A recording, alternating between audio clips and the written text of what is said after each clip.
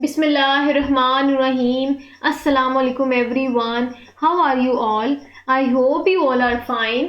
My name is जिफर जहां and जैसा कि आपको पता है कि हमने एफएससी पार्ट 1 का chapter number 2 biological molecule start किया हुआ है। आज जो हम इस चैप्टर का टॉपिक डिस्कस करने जा रहे हैं वो है लिपिड्स। आपको पता है कि बायोलॉजिकल मॉलिक्यूल्स ऐसे मॉलिक्यूल्स होते हैं जो लिविंग ऑर्गेनिज्म की बॉडी में मौजूद होते हैं।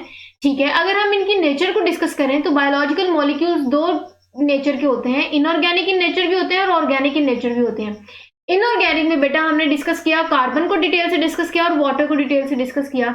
और नेक्स्ट जो नेचर है वो है ऑर्गेनिक बायोलॉजिकल मॉलिक्यूल्स और उनमें हमने कार्बोहाइड्रेट्स को इससे पहले डिटेल से डिस्कस किया। आज जो हम लिपिड्स डिस्कस करेंगे वो भी ऑर्गेनिक बायोलॉजिकल मॉलिक्यूल है। इसके बाद जो हम प्रोटीन्स डिस्कस करेंगे वो भी ऑर्गेनिक इन नेचर होते हैं। चलिए, ये तो थोड़ा सा हो गया आइडिया कि हमने क्या पीछे पढ़ा, आज क्या पढ़ेंगे और आने वाली वीडियोज में हम क्या चीज जो है वो पढ़ेंगे या समझेंगे। नेक्स्ट आज की टॉपिक है जो है वो मैं आपको थोड़ा सा ओवरव्यू दे दूं कि लिपिड्स वाले टॉपिक को हमने कैसे कवर करना है, किन किन वेज से कवर करना है और इनमें हम कौन कौन जो है वो टॉपिक डिटेल से लिपिड्स रिलेटेड डिस्कस करेंगे। सबसे पहले मैं आपको बताऊंगी कि लिपिड्स का इंट्रोडक्शन क्या होता है, लिपिड्स होते क्या है, लिपिड्स के हम कुछ कैरेक्टरिस्टिक्स को डिस्कस करेंगे।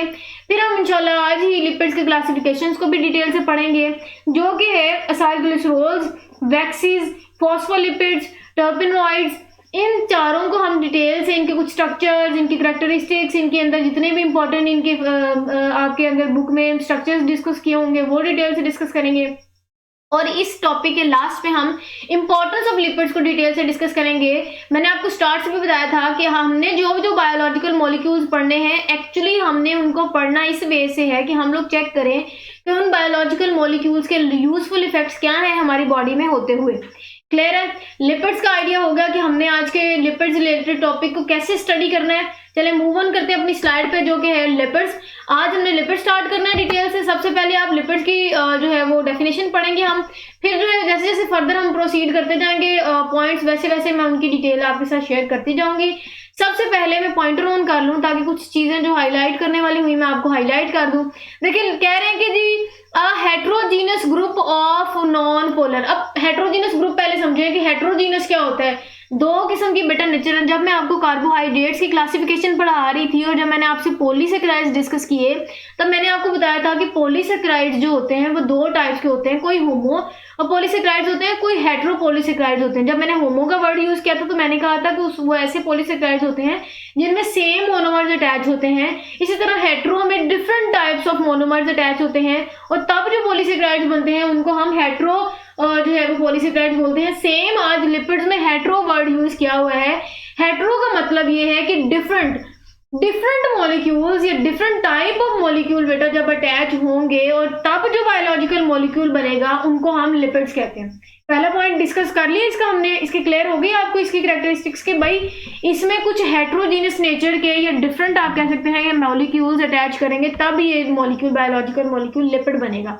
उसके बाद इसका हम नेक्स्ट पॉइंट डिस्कस करते हैं जो कि लिखा हुआ है नॉन पोलर। अब बात आती है, हमने इसकी एक और पॉइंट या कैरेक्टरिस्टिक डिस्कस की बेटा कि ये नॉन पोलर इन नेचर होते हैं। नॉन पोलर नेचर में क्यों होते हैं, इनका क्या इफेक्ट होगा आगे वो हम डिटेल से पढ़ेंगे। जब हम इनकी सॉल्युबिलिटी डिस्कस करेंगे तब मैं आपको बताऊंगी। वो कहते हैं कि नॉन पोलर बायोलॉजिकल मॉलिक्यूल है रिलेटेड टू फैटी एसिड। कहते हैं फैटी एसिड रिलेटेड होते हैं। हम डिस्कस करेंगे जब इसका स्ट्रक्चर तो हम देखेंगे कि उस स्ट्रक्चर में फैटी एसिड्स के मॉलिक्यूल जब मिलेंगे तब जो है वो लिपिड मॉलिक्यूल बनेगा। जब हम इनकी एग्जांपल्स डिस्कस करेंगे तो आपके साथ मजीद क्लियर हो जाएगा। अब हम इसका नेक्स्ट पॉइंट डिस्कस करते हैं, वो है कि देखिए लिखा हुआ है कि they are insoluble in water. हम लिपिड्स की बात करें तो कहते हैं कि लिपिड्स की बात करें ना तो लिपिड जो है वो वाटर में इनसोल्यूबल है, पानी में हल नहीं होते लिपिड्स। क्यों हल नहीं होते, अब मैं आपको बता दूं। आपको पता है कि जो वाटर है ना वो पोलर नेचर का होता है। वाटर क्या है, उसकी नेचर पोलर है और लिपिड्स क्या है, वो नॉन पोलर इन नेचर है। अब अगर मैं आपको बात बताऊं, आपको कॉन्सेप्ट पता है कि लाइक डिजॉल्व लाइक, एंड आपको पता है कि वाटर जो है वो पोलर है, लिपिड नॉन पोलर है। ये लाइक वाले तो सिचुएशन आई नहीं, इसीलिए लिपिड जो है वो वाटर में डिजॉल्व नहीं होंगे due to their different nature. Clear है? नेक्स्ट वो डिस्कस करें बट सोल्यूबल, लेकिन हल हो जाते हैं। किनमें हल हो जाते हैं, वो कहते हैं कि कुछ ऑर्गेनिक सॉल्वेंट्स होते हैं जिनमें ये हल हो जाते हैं। जैसा कि आपकी बुक में लिखा हुआ है कि जी ईथर में हल हो जाते हैं, अल्कोहल हो गया, क्लोरोफॉर्म हो गया, बेंजीन हो गया। ये कुछ ऐसे ऑर्गेनिक सॉल्वेंट्स हैं जिसमें लिपिड्स हल हो जाते हैं। अब आप सोचेंगे कि इनमें हल क्यों हो जाते हैं, वाटर में हल तो नहीं हो रहे थे, वो तो हमें समझ आ गई कि उनकी जो है वो नेचर डिफरेंट थी, तो इनमें क्यों हल हो जाते हैं? वो बेटा इसलिए क्योंकि जो ऑर्गेनिक सॉल्वेंट्स होते हैं वो नॉन पोलर होते हैं इन नेचर। कौन से होते हैं? वो नॉन पोलर होते हैं इन नेचर। अब मैंने आपको बताया था कि लाइक डिजॉल्व लाइक, अब जो लिपिड्स हैं वो ऑर्गेनिक सॉल्वेंट में हल हो जाएंगे। क्यों हल होंगे? क्योंकि उनकी जो नेचर है वो भी नॉन पोलर है, लिपिड्स की नेचर भी क्या है? नॉन पोलर है। क्लियर हो गया इनका सेकंड पॉइंट भी। अब मूव ऑन करते हैं हम अपने नेक्स्ट पॉइंट पे, जहां डिस्कस किया हुआ है कि लिपिड्स में क्या क्या चीजें आ जाती हैं। क्लियर है? वो कहते हैं कि लिपिड इंक्लूड्स, लिपिड्स में कुछ फैट्स, कुछ ऑयल्स, कुछ वैक्सेस, कुछ कोलेस्ट्रॉल या फिर इसके कोलेस्ट्रॉल रिलेटेड या इनके रिलेटेड कुछ कंपाउंड जो है वो लिपिड्स में आ जाते हैं। क्लियर है? लिपिड्स का थर्ड पॉइंट भी क्लियर हो गया कि इनमें किन किन चीज कौन कौन सी चीजें आ जाती हैं। इंशाल्लाह जब इनको हम डिटेल से आगे पढ़ेंगे तो इनकी जो है वो कैरेक्टरिस्टिक्स भी हम बताएंगे। नेक्स्ट हम पॉइंट जो डिस्कस करेंगे वो होगा क्लासिफिकेशन ऑफ लिपिड्स। अब हमने लिपिड्स तो पढ़ लिया, लिपिड्स की नेचर भी देख ली, लिपिड्स की सॉल्युबिलिटी भी देख ली, लिपिड्स में क्या क्या चीजें आ जाती हैं वो भी पढ़ लिया। अब हम लिपिड्स को कैटेगराइज करेंगे और इसकी क्लासिफिकेशन जो है वो डिटेल से पढ़ेंगे। उस क्लासिफिकेशन में हम एक एग्जांपल देके हर एक क्लासिफिकेशन को डिटेल से उनकी नेचर वाइज डिस्कस करेंगे। सबसे पहला पॉइंट आप डिस्कस करते हैं वो है कि lipids have been classified into following group. कौन कौन से ग्रुप में क्लासिफाई करते हैं? सबसे पहले आपकी बुक में लिखा हुआ है acyl glycerol, other one is waxes, फिर उसके बाद वो कहते हैं कुछ फॉस्फोलिपिड्स होते हैं और टर्पेनॉइड्स होते हैं। कहते हैं ये चार जो है ये कुछ क्लासिफिकेशन है लिपिड्स की, और इंशाल्लाह हम जो है वो इसी लेक्चर वीडियो में नेक्स्ट वन बाय वन इनको डिटेल से स्ट्रक्चर वाइज और कैरेक्टरिस्टिक्स वाइज पढ़ेंगे।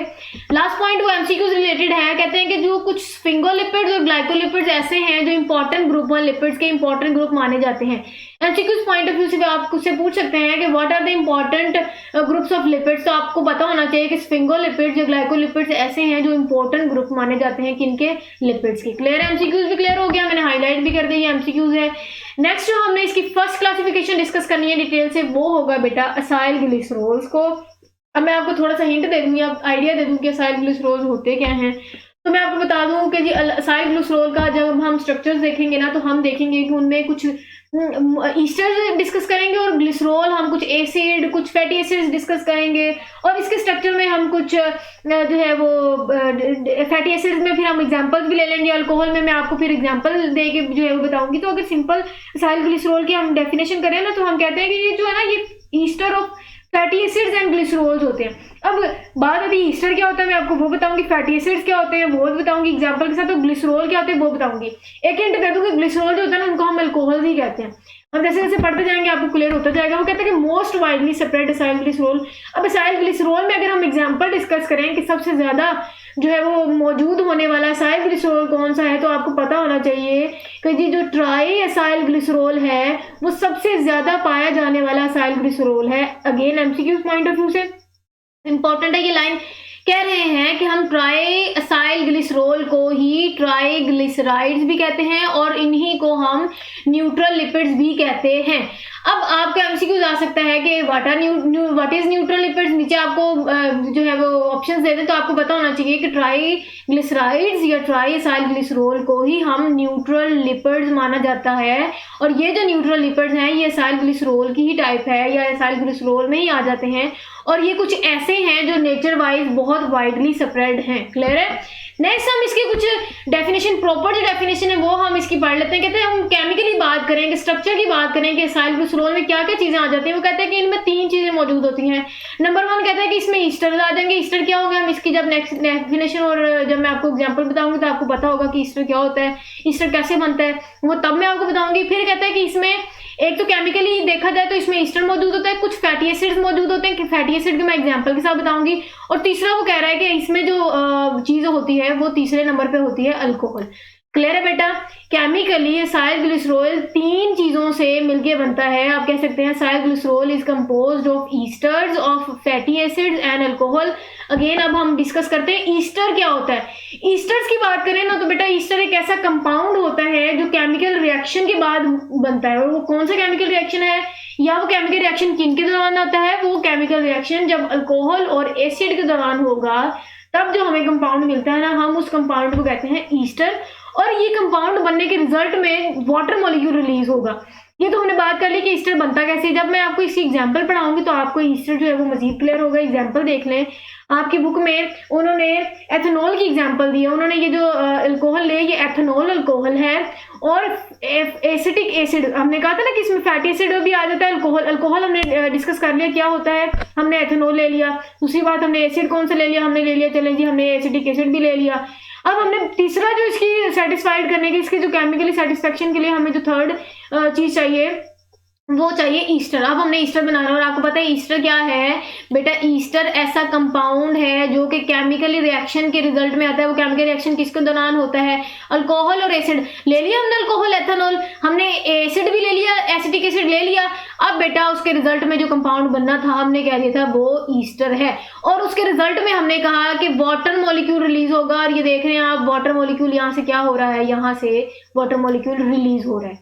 क्लियर है, ईस्टर समझ आ गया, केमिकल कंपोजिशन समझ आ गई असाइल ग्लिसरॉल की। अब हम बात करेंगे इस नेक्स्ट पॉइंट में कि वाटर मॉलिक्यूल जब बना तो उसमें हाइड्रोजन और जो OH है वो कहाँ से आया। वो कहते हैं कि OH is released from alcohol. अब मुझे बताएं अल्कोहल कौन सी थी, एथेनॉल। तो वो कहता है कि एथेनॉल से OH, नेक्स्ट वो कह रहा है एंड हाइड्रोजन फ्रॉम एसिड। और वो एसिड कौन सी है, वो कहता है कि एसिटिक एसिड का हाइड्रोजन, और ये जो है वो एथेनॉल या अल्कोहल का OH और एसिटिक एसिड का H।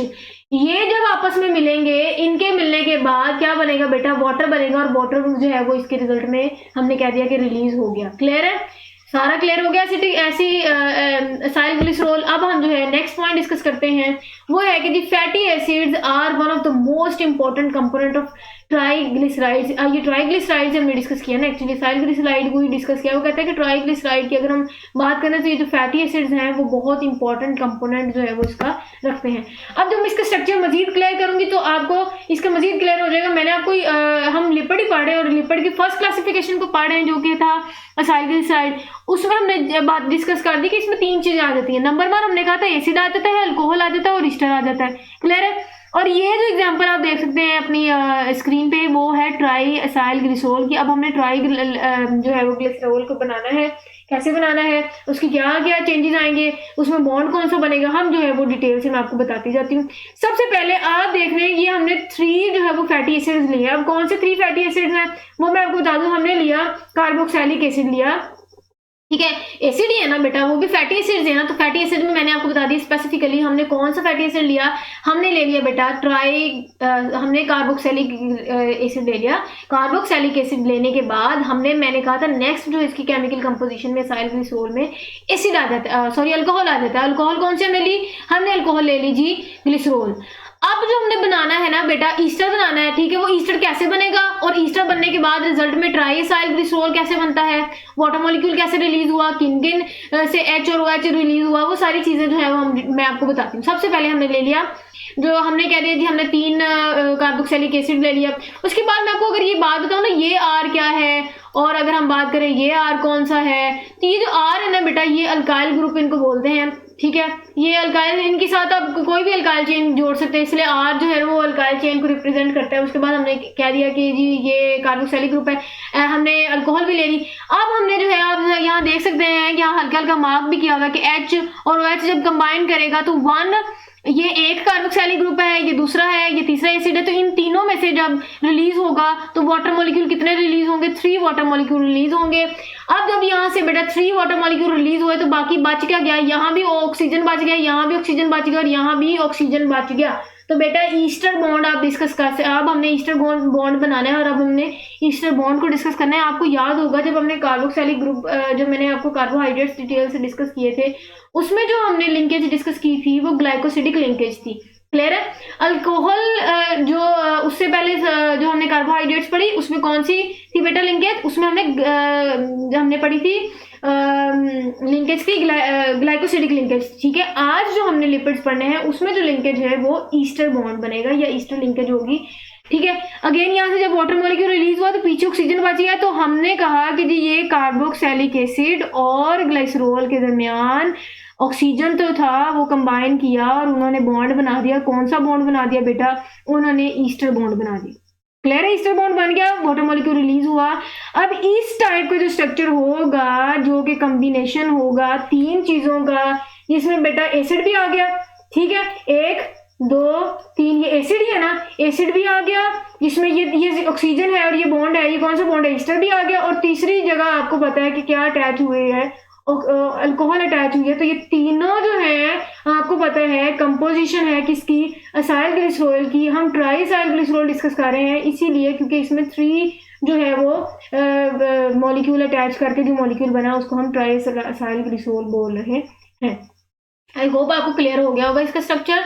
हमने असाइल ग्लिसरॉल में ट्राई असाइल ग्लिसरॉल का स्ट्रक्चर डिस्कस किया, जो कि हमने कहा कि जी जब 3 फैटी एसिड, स्पेशली जब कार्बोक्सिलिक एसिड मिलेगा अल्कोहल के साथ, कौन सी अल्कोहल के साथ, ग्लिसरॉल के साथ, तो उसके बाद जब वाटर मॉलिक्यूल रिलीज होगा उनके दरमियान जो बॉन्ड बनेगा वो ईस्टर बॉन्ड बनेगा। ईस्टर बॉन्ड बनने के बाद इस तरह का जो स्ट्रक्चर होगा हम उसको ट्राई असाइल ग्लिसरॉल बोलते हैं। क्लियर हो गया। और उनके दरमियान की जो बॉन्ड है उसको हम, या लिंकेज है उसको हम ईस्टर लिंकेज बोलते हैं। यहाँ तक क्लियर हो गया, स्ट्रक्चर भी क्लियर हो गया। नेक्स्ट स्लाइड पे मूव ऑन करते हैं। अब हमने फैटी एसिड्स को जो है वो डिटेल से डिस्कस करना है कि फैटी एसिड्स क्या होते हैं, उनकी कुछ प्रॉपर्टीज हम डिस्कस करेंगे और उनकी इंशाल्लाह हम टाइप्स डिस्कस करेंगे। सबसे पहले फैटी एसिड्स की मैं अगर आपको बात बताऊं तो वो लिख रहे हैं कि फैटी एसिड का जनरल फार्मूला की बात करें तो वो जनरल फार्मूला ये होता है, वेयर कहते हैं R is hydrogen and R और एन अल्काइल चेन। कहते हैं कि इसमें या तो अल्काइल चेन आ सकती है, आप हाइड्रोजन भी अटैच कर सकते हैं यहाँ, और कोई भी अल्काइल ग्रुप ऐड हो सकता है। ये तो उसका हो गया जनरल फार्मूला फैटी एसिड्स के। जब हम थोड़ी सी इसकी क्लासिफिकेशन डिस्कस करें तो कहते हैं fatty acids contain even number carbon जो है वो एटम्स के इवन नंबर। बेटा फैटी एसिड्स की कैरेक्टरिस्टिक है कि फैटी एसिड जब बनेंगे तब उनमें जो नंबर ऑफ कार्बन होगा वो नंबर ऑफ कार्बन जो है, ये कार्बन एटम जो है वो इवन नंबर के होने चाहिए। 2 से लेके 30 होना चाहिए, 2, 4, 6 इस तरह जो है वो इवन नंबर के कार्बन एटम्स उनमें अटैच होंगे, तब जो रिजल्टेंट बनेगा वो फैटी एसिड्स होंगे। इन स्ट्रेट चेन अटैच वो कहता है कि हाइड्रोजन के साथ अटैच हो सकता है, एंड हैविंग एन वो कहता है कि उसके साथ कंडीशन है कि उसके साथ एसिटिक ग्रुप भी लगा होगा जिसको कार्बोक्सिलिक ग्रुप कहते हैं। फैटी एसिड की क्लियर हो गई कि फैटी एसिड्स की बात यह है कि उसमें जो नंबर ऑफ कार्बन है वो इवन होने चाहिए। दूसरी बात हमने कह दी कि हाइड्रोजन होना चाहिए, स्ट्रेट चेन में अटैच होना चाहिए, उनके साथ एक कार्बोक्सिलिक ग्रुप भी होना चाहिए या एसिडिक ग्रुप भी होना चाहिए। कंडीशन क्लियर हो गई। अब जब हम इसकी टाइप्स डिस्कस करेंगे तो आपको जब एग्जांपल बताऊंगी तब आपको फैटी एसिड मजीद क्लियर होंगे। टाइप्स की बात करें तो हम जो है वो देख सकते हैं आप कि जी इसकी 2 टाइप्स होती हैं, कुछ को सैचुरेटेड फैटी एसिड्स कहते हैं और जो दूसरी टाइप होती है फैटी एसिड्स की उनको कहते हैं कि these are unsaturated fatty acids. अब वन बाय वन हम सैचुरेटेड फैटी एसिड्स को, अनसैचुरेटेड फैटी एसिड्स को जो है वो डिटेल से डिस्कस करते जाएंगे। सबसे पहले मैं थोड़ा सा आपको आइडिया दे दूं सैचुरेटेड फैटी एसिड का। मैं आपको हिंट दे दूं, एस जो है ना बेटा इससे सॉलिड कहेंगे, एस फॉर सॉलिड आपने हिंट ले लेना है। कहने का मतलब है कि ये जो फैटी एसिड्स हैं ये ऐसे फैटी एसिड्स हैं जो रूम टेम्परेचर में बेटा सॉलिड होंगे। रूम टेम्परेचर में क्या होंगे? सॉलिड होंगे। जो दूसरे अनसैचुरेटेड फैटी एसिड की बात करेंगे वो रूम टेम्परेचर में लिक्विड होंगे। क्लियर है। और अब अगर मैं आपको फैटी एसिड की एग्जांपल दूं ना तो कुछ फैट्स आ जाते हैं। आपको पता है फैट्स जो है वो सॉलिड ही रहते हैं रूम टेम्परेचर में। इनकी फिर हम वैलेंसी डिस्कस करेंगे, हम बॉन्ड्स डिस्कस करेंगे। तो जैसे जैसे हम इसके पॉइंट्स जो है वो कैरेक्टरिस्टिक्स के पॉइंट्स डिस्कस करेंगे मैं आपको डिटेल बताती जाऊंगी। कह रहे हैं कि इनका स्ट्रक्चर की बात करें तो इनके स्ट्रक्चर में they have no double bond. इनके स्ट्रक्चर में कोई डबल बॉन्ड नहीं होता। क्यों डबल बॉन्ड नहीं होता? क्योंकि कार्बन एटम की जितनी भी वैलेंसी है ना वो फुल्ली सेटिस्फाइड होती है बाय हाइड्रोजन एटम। इनके दरमियान जितने भी हाइड्रोजन एटम है उनकी वैलेंसी जो है वो आप कह सकते हैं कि कार्बन की वैलेंसी फुल्ली सेटिस्फाइड होती है हाइड्रोजन से, इसीलिए इनके दरमियान जो नो डबल बॉन्ड, कोई डबल बॉन्ड फॉर्म नहीं होता। ये इनकी एक कैरेक्टरिस्टिक्स होगी। किनकी कैरेक्टरिस्टिक होगी? फैटी एसिड में से भी स्पेशल किसकी होगी? सैचुरेटेड फैटी एसिड की इसकी कैरेक्टरिस्टिक होगी। नेक्स्ट पॉइंट इसका कहते हैं कि they melt at room temperature than unsaturated fatty acids. कहते हैं कि रूम टेम्परेचर में अगर हम इनको जब हाई टेम्परेचर देंगे तो ये मेल्ट हो जाएंगे अनसैचुरेटेड फैटी एसिड्स की निस्बत। उसके बाद वो कहते हैं कि they are unstable at room temperature. ये स्टेबल नहीं होते, अनस्टेबल होते हैं रूम टेम्परेचर में। क्लियर है। नेक्स्ट पॉइंट आप डिस्कस करते हैं। कहते हैं कि fats containing saturated fatty acids are solid at room temperature. Remember मैंने कहा था कि जी एस फॉर सॉलिड। क्लियर। वो कहते हैं कि अगर हम फैट्स कंटेनिंग ऐसे सैचुरेटेड एसिड्स जिसमें फैट्स होंगे वो रूम टेम्परेचर में क्या होंगे बेटा? वो सॉलिड होंगे रूम टेम्परेचर में। और बाकी की बात करें तो ये generally they are unstable at room temperature. ये जो रूम टेम्परेचर में अनस्टेबल है और ये हायर टेम्परेचर जब बहुत ज्यादा टेम्परेचर देंगे तो ये मेल्ट भी हो जाएंगे as compare to unsaturated fatty acids. Clear हो गया। इनकी कुछ थोड़ी बहुत डिफरेंस थे वो मैंने बता दिए। अगर हम एनिमल फैट्स की बात करें तो वो कहता है कि जो एनिमल फैट्स हैं वो आपको पता है सॉलिड होते हैं, रूम टेम्परेचर में मेल्ट नहीं होते एनिमल फैट्स। अब फैट्स उसमें ऐसे जो है आप कह सकते हैं ये ऐसी एग्जाम्पल है एनिमल फैट्स की। मैंने आपको एग्जाम्पल में भी बता दिया था शुरू में कि सैचुरेटेड फैटी एसिड्स की एग्जाम्पल कुछ फैट्स हैं। जैसे कि हमने स्पेसिफिकली एनिमल फैट्स की बात कर दी तो कहते हैं कि एनिमल फैट जो है वो रूम टेम्परेचर की बात करें तो वो सॉलिड होते हैं रूम टेम्परेचर में। नेक्स्ट इसकी जब हम एग्जांपल डिस्कस करेंगे, आपकी बुक में एसिटिक एसिड की एग्जांपल है, कार्बन नंबर 2 होता है। फिर आपकी बुक में ब्यूटेरिक एसिड की बात की जिसमें कार्बन नंबर 4 होता है। फिर उसमें आपकी बुक में पल्मेटिक जो है एसिड की बात की जिसमें कार्बन नंबर 16 होता है। अब देखिए, आप बात ध्यान से देख सकते हैं, जो एसिटिक एसिड है, ब्यूटेरिक एसिड है, पल्मेटिक एसिड है, ये तीनों में जब कार्बन नंबर आप देख सकते हैं ना, यहाँ 2 है, 4 है, 16 है, इवन नंबर लिखा हुआ है ना, तो शर्त पूरी होगी कि फैटी एसिड्स में जो नंबर ऑफ कार्बन एटम्स है वो इवन होते हैं। क्लियर है? तो ये जस्टिफाई भी कर दी एग्जांपल से। और आप इसका स्ट्रक्चर जो है वो देख सकते हैं, ये जो COOH लिखा हुआ है ना, इसको आप ऐसे भी लिख सकते हैं, आपको पता है। आप इसी स्ट्रक्चर को COO को आपको पता है आप इसको ऐसे भी लिख सकते हैं, C≡O, ऐसे भी लिख सकते हैं ना। क्लियर है? अगेन माउस है तो माउस से क्लियर लिखा नहीं जाता। क्लियर है? इसको हम ऐसे भी लिख सकते हैं। तो अगर आप इस फॉर्म का स्ट्रक्चर देखेंगे जिसमें ऐसा लिखा होगा कि डबल बॉन्ड होगा, तो आपने कंफ्यूज नहीं होना, वो भी क्या होगा, वो भी एक एसिटिक एसिड ही होगा। इसी तरह ये भी सेम अगर ऐसा स्ट्रक्चर दे दें, ठीक है। ये कुछ एग्जांपल्स आपकी बुक में है। ये बताने का मकसद ये था कि जितनी भी हमने एग्जांपल्स फैटी एसिड्स की डिस्कस करनी है, उसमें जो कार्बन नंबर है वो इवन है। क्लियर है? अब आपको समझ आ गई। हमने सैचुरेटेड फैटी एसिड्स की जो है वो कैरेक्टरिस्टिक्स भी डिस्कस कर दी, एग्जांपल्स भी डिस्कस कर दिया। आई होप आपको क्लियर हो गया होगा। यहाँ शॉर्ट क्वेश्चन आपको मैंने मेंशन कर दिया। डिफरेंस पूछा जाता है, आपसे पूछ लेते हैं कि what is the difference between saturated fatty acid and unsaturated fatty acid. तो ये सैचुरेटेड के यहाँ तक आपको नोट्स मिल गए।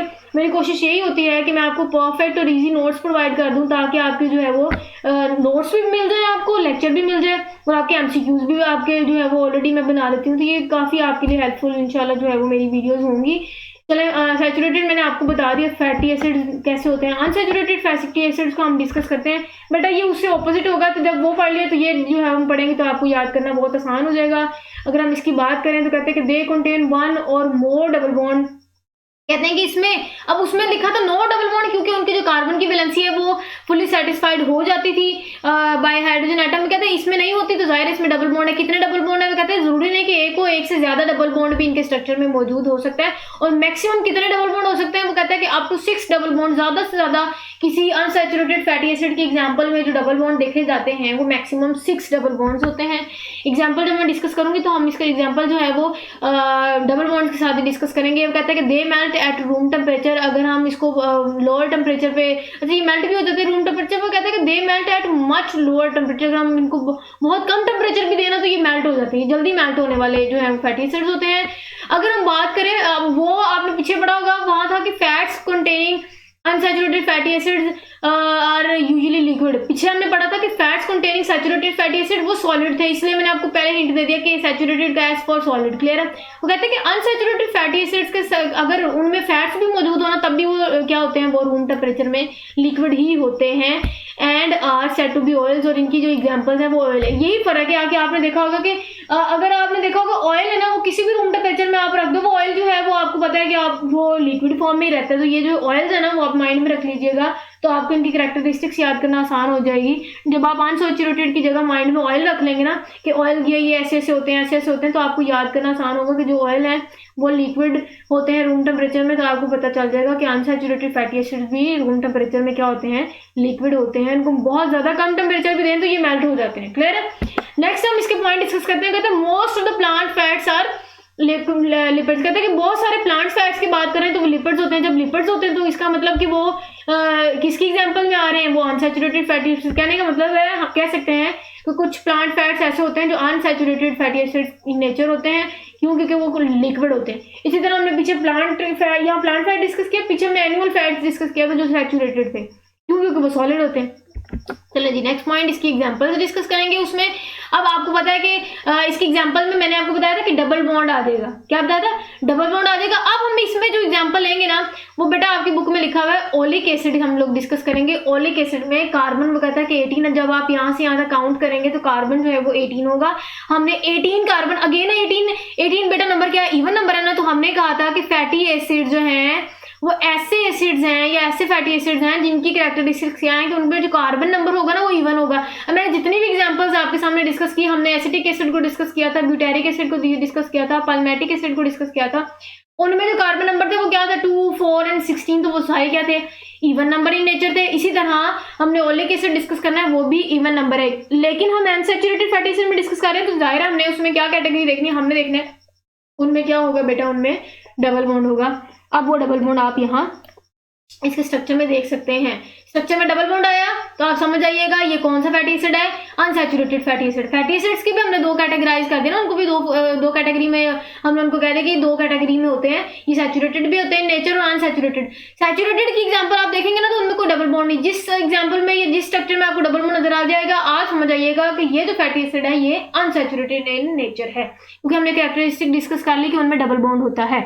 क्लियर है, ओलिक एसिड की डबल बॉन्ड। अब हम डबल बॉन्ड अगर आप यहाँ से यहाँ तक काउंट करें ना, तो यहाँ जब इसका जो फंक्शनल ग्रुप लगा हुआ है उस फंक्शनल ग्रुप से आप देखिएगा कि कार्बन नंबर 9 और कार्बन नंबर 10 के दरमियान जो है वो कार्बन नंबर, मैं अब यहाँ मेंशन कर देती हूँ कार्बन नंबर, अगर ये माउस से लिखा गया तो कार्बन नंबर 9 और कार्बन नंबर 10 के दरमियान बेटा जो बॉन्ड बनता है वो बॉन्ड कौन सा होता है, डबल बॉन्ड होता है। और मैंने आपको एग्जांपल दे दी ओलिक एसिड की। क्लियर है, नेक्स्ट इनके पॉइंट्स डिस्कस करते हैं नेक्स्ट स्लाइड पे, जो कि कह रहा है कि fats and oils are lighter than water and have a specific gravity of about 0.8। अब ये मैंने देखे रेड पॉइंट से हाईलाइट किया, इसका मतलब ये इंपॉर्टेंट एमसीक्यूज है, तो मैं नोट्स के साथ साथ आपको हाईलाइटेड फॉर्म में इसलिए बना देती हूँ ताकि आपको एमसीक्यूज जो है वो बनाने या उस टर्म से उस नजरिए से वो पॉइंट याद करना आसान हो।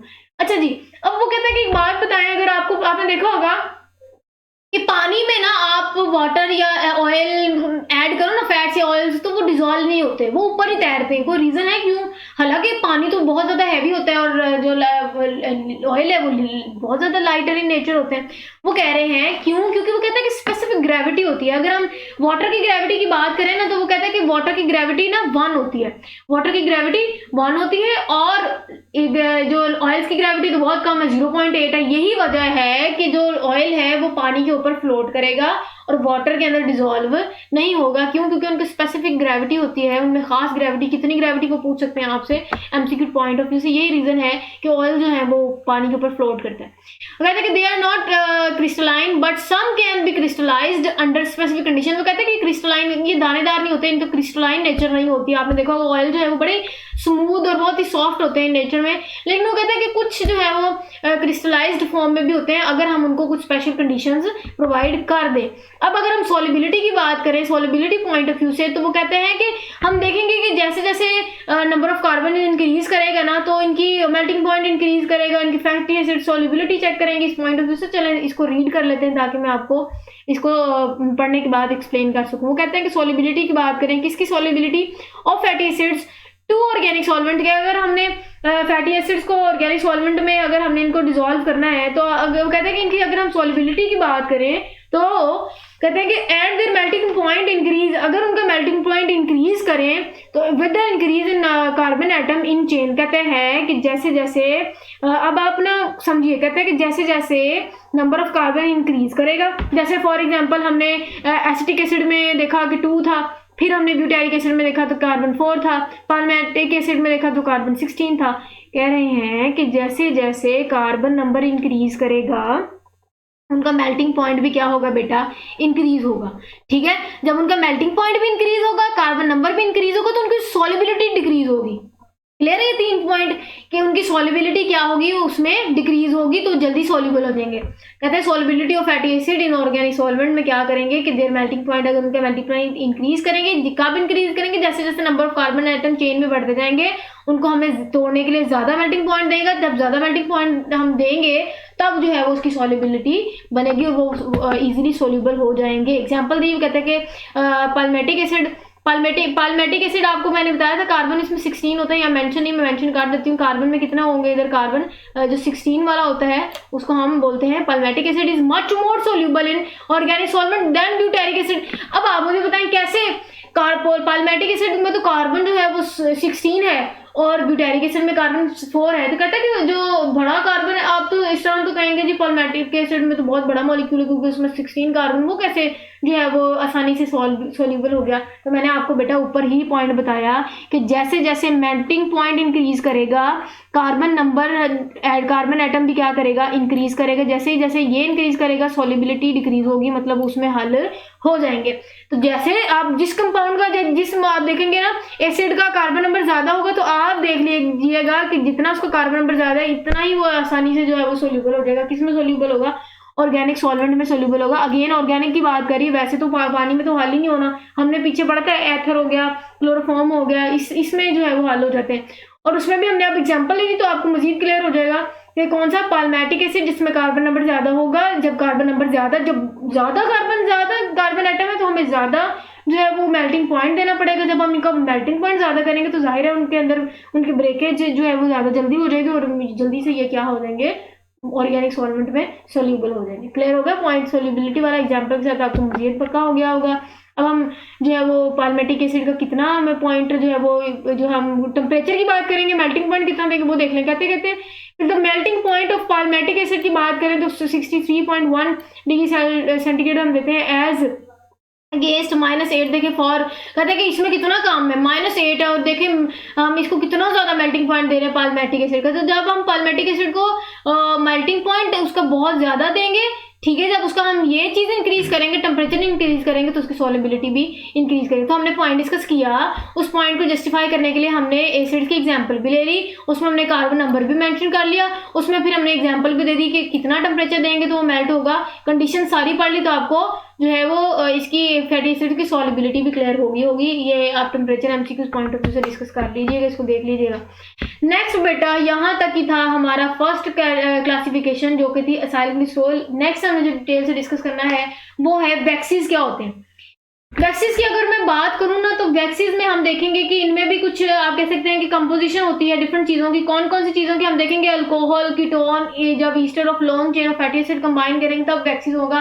कार्बन नंबर की क्या कंडीशन है, क्या कंडीशंस उसमें होंगी, ये कहाँ कहाँ मौजूद होते हैं, इनकी क्या कैरेक्टरिस्टिक्स होती हैं, इनका फायदा क्या है, इंपॉर्टेंस क्या है, फंक्शन क्या है, ये सारे जो है वो हम वन बाय वन टॉपिक पढ़ते हैं तो फिर मैं आपको बताती जाती हूँ। कहते हैं केमिकली बात करें तो waxes are mixture of long chain. अगर हम बात करें तो कहता है कि ये लॉन्ग चेन अल्केन्स का जो है वो मिक्सचर है। अब अल्केन्स आपको पता है क्या होते हैं, ये सिंपलेस्ट हाइड्रोकार्बन होते हैं with odd number of carbon ranging from carbon 5 से कार्बन 35। अब आप एक बात यहाँ क्लियर कर लें कि हमने जितना फैटी एसिड की बात की थी तो हमने वहां इवन नंबर कार्बन बताई थी। तो जो फैटी एसिड ऐसे मॉलिक्यूल जिसमें कार्बन नंबर इवन होगा बेटा वो फैटी एसिड इन नेचर होंगे। ऐसे लिपिड्स जिनमें आप कह सकते हैं कि कार्बन नंबर ओड होगा वो लिपिड्स कैसे कैटेगराइज करेंगे, उनको हम वैक्सीज कहेंगे। क्लियर होगा इनकी कंडीशंस, मैंने उनको रिलेट भी कर दिया। कहते हैं कि इन अल्केन्स के अलावा, लॉन्ग चेन अल्केन्स के अलावा क्या क्या चीजें वैक्सीज में मौजूद होती हैं, अल्कोहल्स होते हैं, कीटोन्स लगा होता है, Easter of long chain of fatty acids. ये सारी चीजें डेफिनेशन जस्टिफाई करने के लिए हम जब नेक्स्ट पॉइंट्स या इसकी जब एग्जांपल देखेंगे, स्ट्रक्चर देखेंगे, इंपॉर्टेंस पढ़ेंगे तो आपको क्लियर हो जाएगा। फिलहाल मैं एक ओवरव्यू आपको इसकी डेफिनेशन का दोबारा दे दूं कि वैक्सीज जो है उसमें बेटा 3-4 चीजें जो है आ जाती हैं। ये 3-4 चीजों का मिक्सचर होता है। सबसे पहले हमने कहा कि ये लॉन्ग चेन, इसमें अल्केन्स की आ जाती है। अल्केन्स क्या, मैंने आपको बता दिया कि सिंपलेस्ट हाइड्रोकार्बन होते हैं। फिर मैंने आपको बताया कि इनमें कुछ alcohol, ketones, ester of long chain of fatty acids आ जाते हैं। ऐसा स्ट्रक्चर और प्लस कंडीशन क्या बता रहा है कि प्लस कार्बन नंबर ओड हो, तब उनको हम जो है वो ऐसे लिपिड्स को हम वैक्सीज के तौर पे कैटेगराइज करते हैं।